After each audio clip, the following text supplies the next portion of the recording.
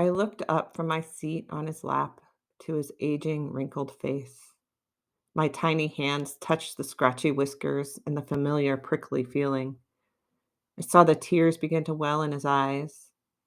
How could a man so grand and so happy have so many tears?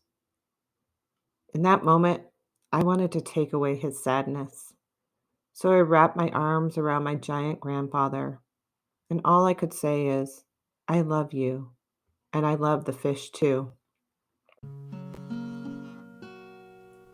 I love I my grew up on fishing corn, stories, tomato, sitting on Grandpa's my giant lap with my old yeah, 'cause siblings, the nobody noise of the else family can love around. me like my There was always old laughter and lady always can. songs, Her corned beef and the her smell of wood candies smoke, are way above ice the cubes average. clinking together in the tang of Proud whiskey. to He call used to her let me my sneak his own. whiskey soaked ice If cubes. I come home of an evening When I was with him, I and felt I'm a safe. little late, I hey, felt loved. I know she'll I meet felt me special. with a flying And plate. that was I the love magic my of him. He old made tomato, everyone around him feel my this way. old tomato, 'cause nobody My else grandfather can was a love me giant like of a my man in old more ways tomato than just his can. 6'6" presence.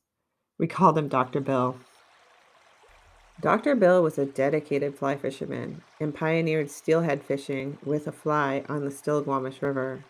He was a founding member of the Washington Steelhead Fly Fishers, along with other legends, Wes Drain, and Sid Glasso, and Tate Mason, all big names in the fly fishing world. He had been fishing the Still River since the 1930s. After the war, when they began exploring these rivers with a fly, he and his friends, bright colored pattern flies, each one holds a story. My mom can still remember him calling out on his way out the door, I'm going fishing on the Stilly, no matter what the season. Man, did he love the Stilly. You want to feel that you're alone, communing, one with nature. You're out.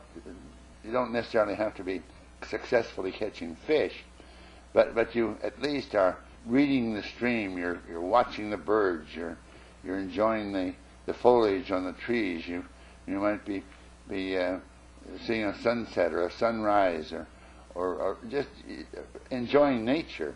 And I think you could go without a fly on the end of your fly line and still get great pleasures from just being there. Back then, catching 25 or 30 fish wasn't that uncommon. Of course, that was in the summer. In winter, you'd catch fewer, but they were much bigger. Maybe there'd be 10 in a winter day. Most of these fish were kept. This was before catch and release, and that really didn't begin until the mid 70s. It was this fish that brought the tears to his eyes that day I sat on his lap almost 40 years ago. I don't remember him ever sharing the story without that sadness. He never forgave himself for taking her, and he felt ashamed for all the fish that were killed over the years. So by the time I was a kid, those were mostly memories and stories. The time of abundant steelhead on the Stilly had already passed, and Grandpa wasn't able to go out and wade the big rivers anymore. Now it's normal to go out and not even get a bite. Now, if you get two or three fish in a season, that's a really good season.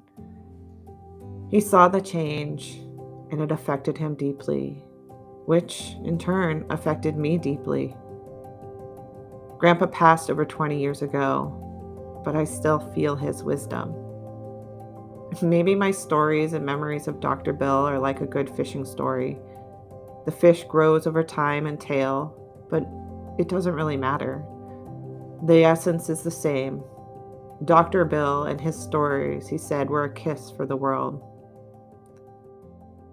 As a large family with many branches, we haven't always agreed on everything. Different politics, different ideas, different ways of living our lives. But there is one thing we can always agree on, that Dr. Bill was a special man. And he taught us to look at each other with humanness and to honor the mighty river and the fish. That really most anything can be resolved with a hug, a song, and a good laugh. And when we try to live our lives like Dr. Bill, loving everyone around us, and loving nature and the fish, maybe we can create a better world, not just for the people, but for the fish too.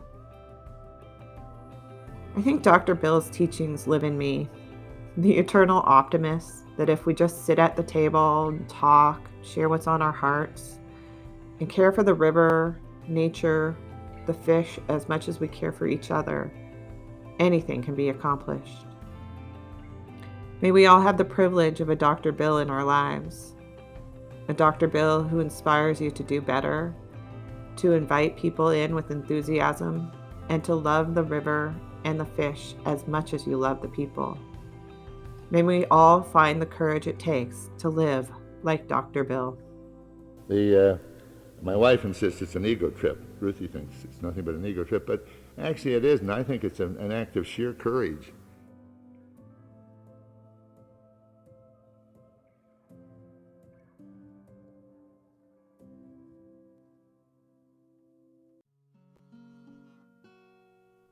I love my old tomato, my old tomato, 'cause nobody else can love me like my old tomato can.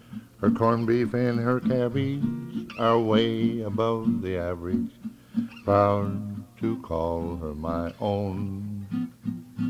If I come home of an evening and I'm a little late, hey, I know she'll meet me with a flying plate. I love my old tomato, my old tomato, 'cause nobody else can love me like my old tomato can.